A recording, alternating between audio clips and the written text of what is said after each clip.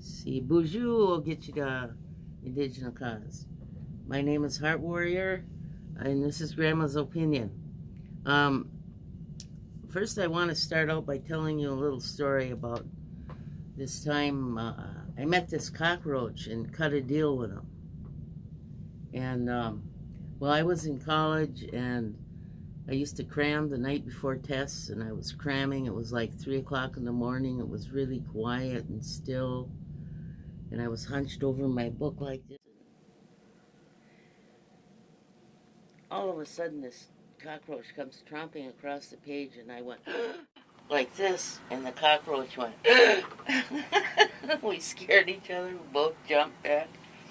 And I decided, rather than scream and try to smack him or anything, that I would talk to him. So I started going,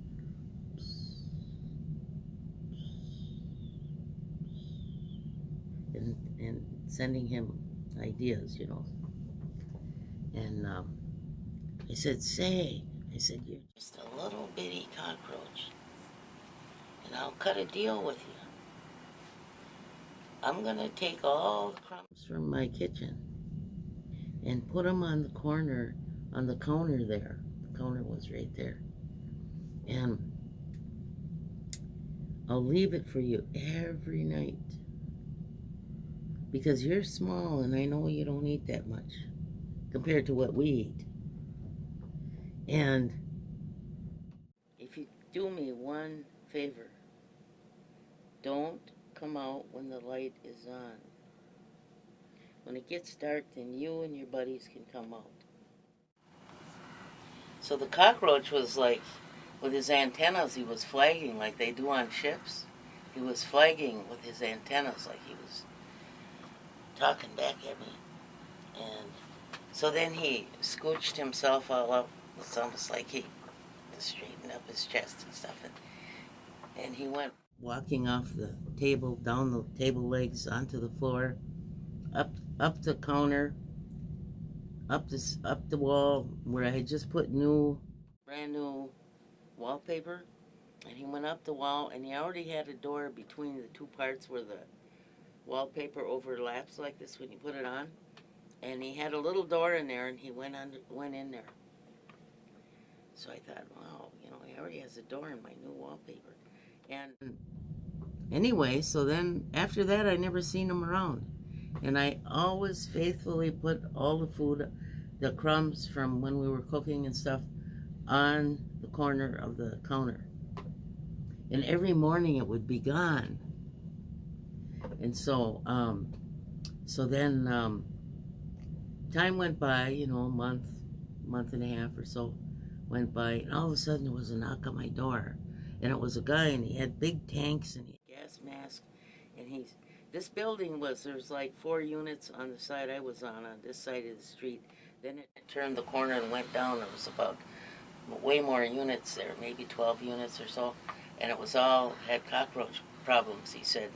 They had been sent by the owner of the building to exterminate the cockroaches. And I thought, oh no, I couldn't warn the cockroaches. But then again, I never saw them again after that deal.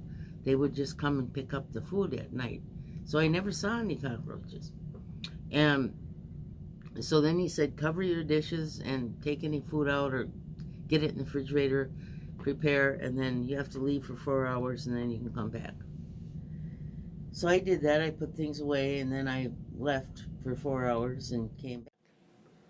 And I walked around, looked in my apartment. There were no cockroaches, dead cockroaches in my apartment.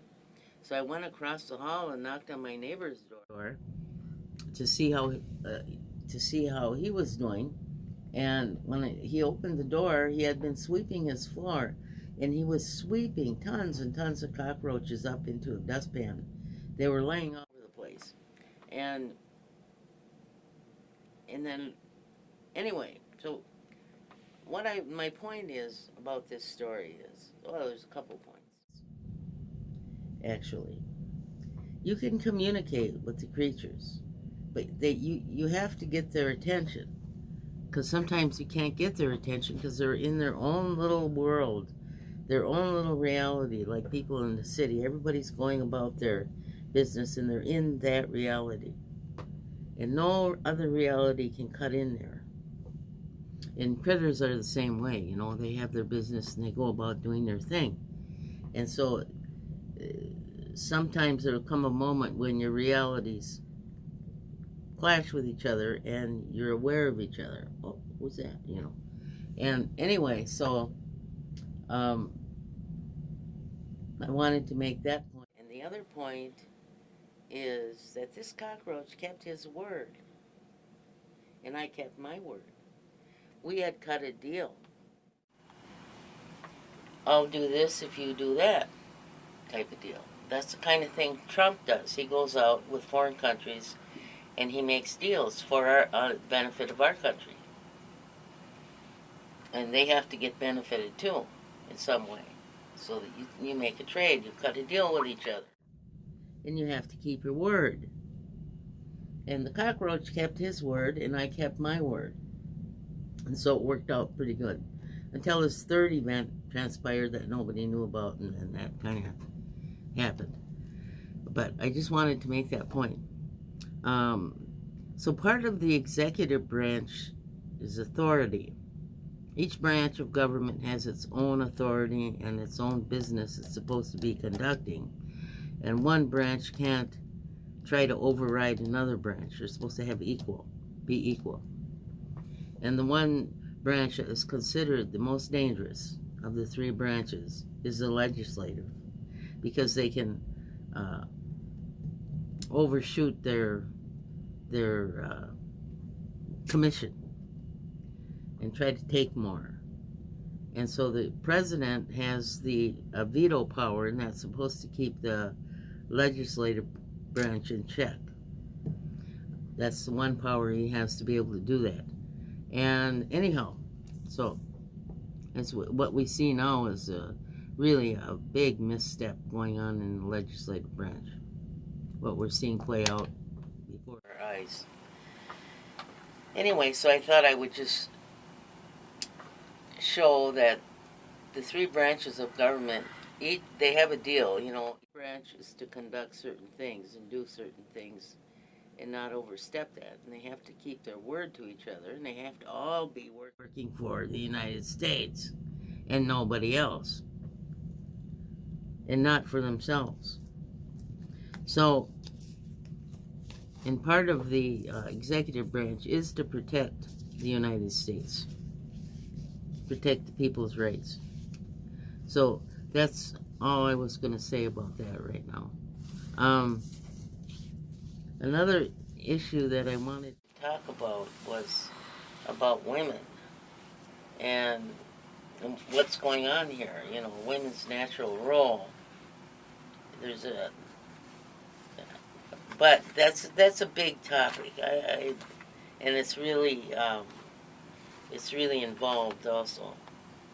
Mainly because I can talk from two different perceptions. One is in traditional North American Indian culture, women were respected.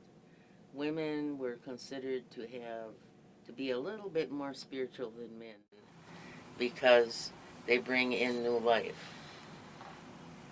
And men were commissioned to be the guardian of that, to be the guardian of the sacred circle. Even if it needs be, they have to lay their life down. They are the guardian of that. They protect the woman and the children. And that's man's basic commission. That's like his first commission. But we see that in the cultures that came here from across the sea, not just the white culture, but the Asian culture, the culture from India, other cultures, when they came, they had been oppressing women.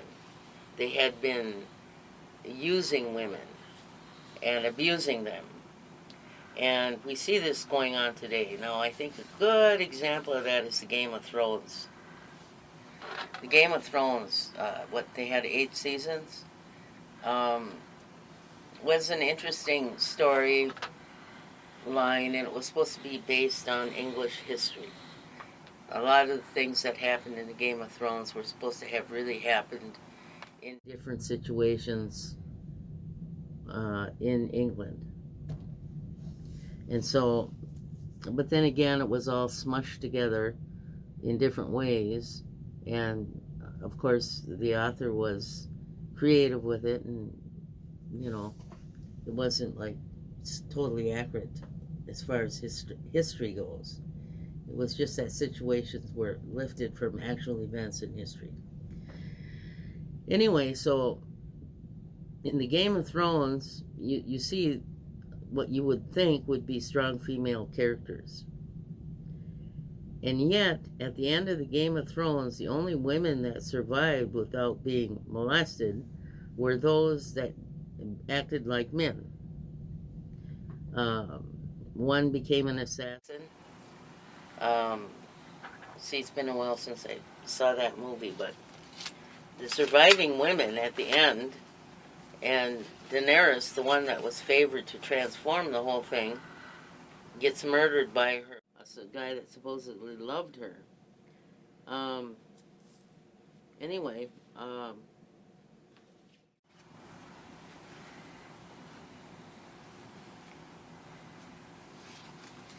let's see, where does this go here? Okay, now, no one was happy with the way the thing ended. Different people had different reasons why they weren't happy with the ending. So I've got, there's 8 seasons, I've got 7. I'm not even going to get the 8th season because it was such a drag. Anyway, to me, they said the directors were in a hurry to end it. Anyway, many people were disappointed with it. So the only female characters that survived were they dressed like males. Arya was the assassin. Brienne became the knight in shining armor. Arya became a womanizer, and then the surviving guys on the council talked about rebuilding the brothels. So they never learned a damn thing throughout the whole thing, and they never transformed. But you got to remember, it's coming out of England. They were not like the United States, who chose to get rid of the aristocracy and govern themselves. So England never went through that, or they went through it half meal. Anyhow, so Daenerys, she ended up being betrayed, and by Jon Snow. Jon Snow's only 2 women that loved him. He betrayed them and got them killed. And I thought that was kind of a putrid ending there. Anyhow, but it just shows that womanhood is not valued. The only women that get partially valued are ones that are dressing and acting like men, or what they consider men, those men acted like. So, it's a whole different mentality than the North American Indian. 2 totally different ways. Or like you go in India, where they have the untouchables, and some guy marries a woman for a dowry and then kills her, and that's what they do. That's what they did. So there's no value on the female except to get her stuff. And I think that the Queen of England, Elizabeth, her father beheaded her mother and disposed of 5 other queens, I think it was 5. And so when she was in process of becoming the queen, she did not want to get married because she saw what happened to women when they got married. The guy took everything and disposed of her. So she thought, oh, no, that's not going to happen to me. So she ruled for 40 years. She was good. She was, for them, a good queen. So there's this different idea about it. And we see this played out, yet even today there's really a strange thing going on with the males and the females here. Um, let's get back to when the white man came here, and this is just another example. White people carried a bag across their chest like this, strap across their chest, and they had a big bag where all the seeds were, and they walked along and threw the seeds out like this. It was called broadcasting. Well, they never prepared the ground. They never mulched the ground. They never selected the best seeds. They just grabbed a handful and helter-skelter threw them out there. So they really didn't know about planting. They had very little natural food of their own, where the Indian culture produced 67% of the food known in the world today. So you know that it was a great garden here. There was a lot of cultivation going on. There were things that,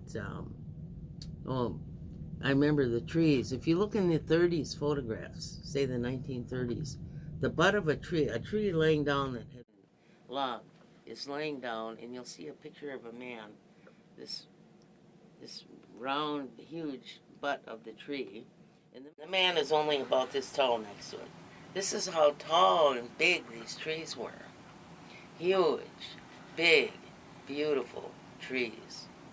And there was huge canopies, tall, way up there, green canopies. And so there was no undergrowth. There were beautiful paths in the woods. And animals, we used to have caribou here because they have a wide antler. And so they were able to run around in our forests, and people hunted them.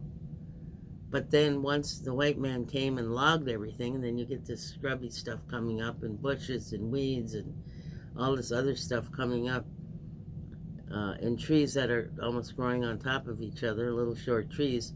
The caribou can't get through there with their antlers anymore, so they migrated north.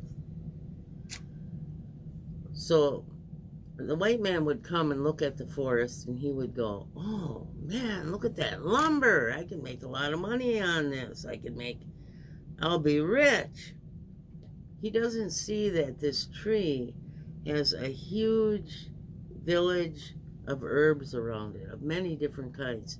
Each different type of tree grows around itself different types of herbs. You know, a pine tree may attract different plants than a cedar tree or a birch tree. They'll attract different kinds of plants around them. And then the animals, they go there, and that's where they pick their medicine that they might need, or the food that they might need. And that's where the Indians would gather their medicines. So when you destroy a tree, you're destroying all these herbs and foods you're destroying. And you're destroying the habitat for birds and little animals that live in these trees. And then they also produce oxygen, and they keep the earth stable, and things like that. So, no, you can't come there with this little tiny short-sighted mind and say, "Oh, look at the lumber, oh, I'll be really rich if I can just get about an acre of them trees, So that's all this selfish, personal, whatever, without taking into account all the life that's being supported there and what's happening. And to us, when we look into the forest, we see all these things. They mean something to us. Not only that, but there's teachings there. The Great Spirit wrote teachings in every single animal and bird. Things that you can learn from them. And when you see them in a sacred manner, you lift their soul up, and the teachings can come to you then. You look at them in a sacred manner, then those teachings can come to you. But if you just see nothing and you think it's all dead, like not that long ago, the last generation or so, they thought everything that wasn't them was dead and they could use it. That was the attitude. It's not like that. And I'm saying that this planet, beautiful blue and green planet, spacecraft Earth, we're on a spaceship Earth. We don't need to build these little metal contraptions and think we're in a spaceship. We're on a spaceship. The earth is our spaceship. We've been sent here, and when we incarnate into a body, into a earth body, we come here as a spirit, we incarnate into that earth body to experience the earth, to experience the lessons and the teachings that we can get here, that the Creator put here for us to learn. And our people chose to harmonize with it, chose to observe it, and move in harmony with it, move in harmony with the creation. Like you'll see many, many kinds of birds, and you'll see many, many kinds of animals. Horses, foxes, bears, dogs, cats. You see many types of animals, and you see many types of birds living in the forest. And they all get what they need. Nobody takes more than they need. They only take what they need, and they manage all these different beings who have a different reality, manage to harmonize. Now, left them there. You might call it, if you're a Christian, in the Garden of Eden. And our people looked at the Garden of Eden and said, we choose to harmonize. They chose to harmonize. You don't have to harmonize with it. Obviously, a lot of people chose to pretend it wasn't there. Except only as something for them to make something with. You know. So, we're coming from two totally different realities, and that's why we've never really been able to communicate very well together. The reason that this country was so rich with resources is because our people took care of it. They husband it. That's what a husband does. They husband it. They take care of it. They don't waste it. Anyway, so I wanted to say that. That's the tip of the iceberg there. Wanted to talk about that a little bit. And, I don't know how I got off on that tangent. Oh yeah, I'm talking about women. And why women are having such a hard time. Okay, now we know when the Constitution was formed that it said equality for everybody.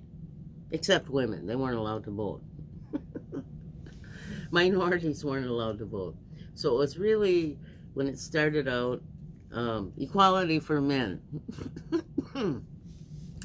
And then it got expanded because it's a process. People are growing into the concepts. They're growing a little at a time each generation. And so now it includes women. It's supposed to include minorities. It's supposed to include everybody. Equality for all. Except that it doesn't include the creatures. It doesn't include the life of the water. I don't know if anybody remembers seeing that Japanese video where he shows that in geometric patterns that when water has been even run at angles through pipes, it destroys their formation. It destroys it in a way. It hurts it. He showed when you give love and appreciation to the water, you love the water, it transforms it back, it heals it, and these geometric forms coalesce into perfect forms. But when it's been harmed, you look at it under water in a microscope and you see that it's all disintegrated, that the forms are not there. They're busted up. And so he showed that your feelings, what you project toward it, influences it. And I think scientists discovered this too when they were studying the atom, that whatever they expected, that's kind of what happened. They're influencing it. When you walk into a room and you walk in with a good heart, a loving heart, you influence it. People will be more positive. But if you come in with a bad attitude and you're angry, uh, then it influences in a negative manner. So people influence each other, and they influence everything that's around them. Or with animals, you can tell this too. If you see an animal and you act scared, oh, I'm scared, well, then the animal gets scared too, because he thinks, oh, there's something to be scared of here. And it's because you were scared to start with. And it's subtle like that. And that's what's going on. So I just wanted to share that. And another thing I want you to think about when you're thinking about women, the woman carries a baby in water. They say our body's 75% made up of water. And according to statistics in this country,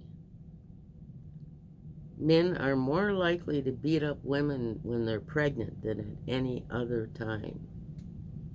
And that's really backward. That's really backward, because when you oppress women, when you oppress them, you're driving the evolution of your people backward, because the woman carries a child, and however she's feeling, it influences what kind of spirit is going to choose to come in there. It influences that. So if you think positive thoughts and good thoughts about the woman in your life, then it's more likely that good things will happen. And the same with women. If they're more positive, then they'll attract more positive men. So, and children. And that's a whole nother issue I'd like to talk about at some other future date.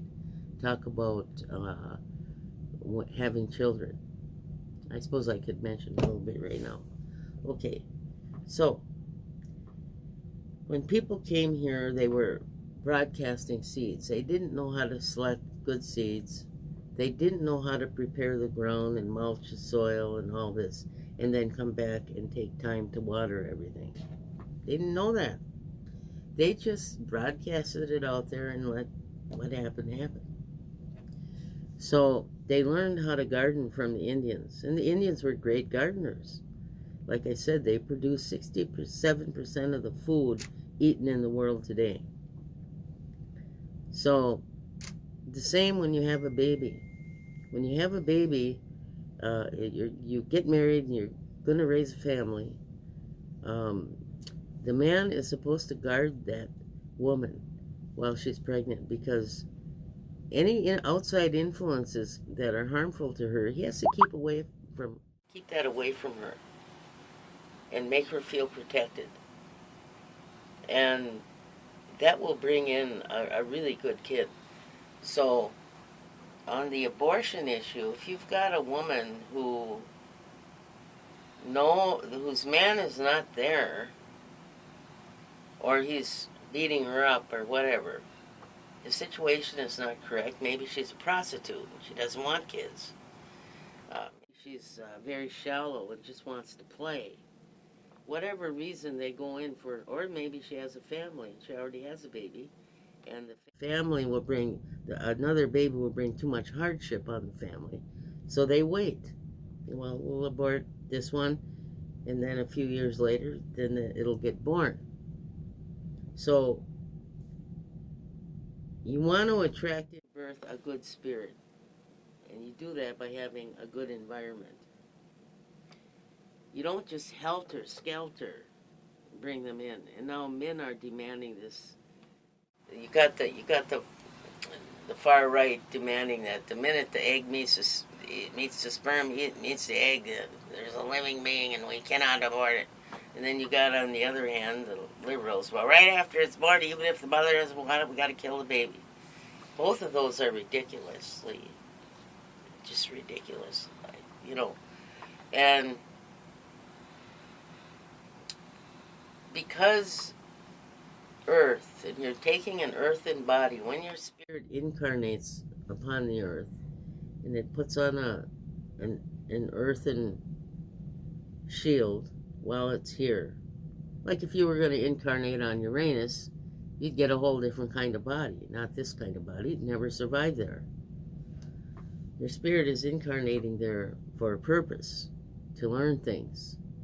And if you're conscious about what you're doing and it's done in a good way, then we can raise the evolution of humanity in one generation. But if you're helter-skelter, bring it in. It's one cell divided already. Bring it in. Never mind if anybody can feed it. Never mind if anybody's going to love it. Never mind that it's going to be all crippled up and won't be able to manifest anyway. You know, there's all these excuses. It's ignorance. Anyway, that's all I have to say for today so far. Thanks for listening.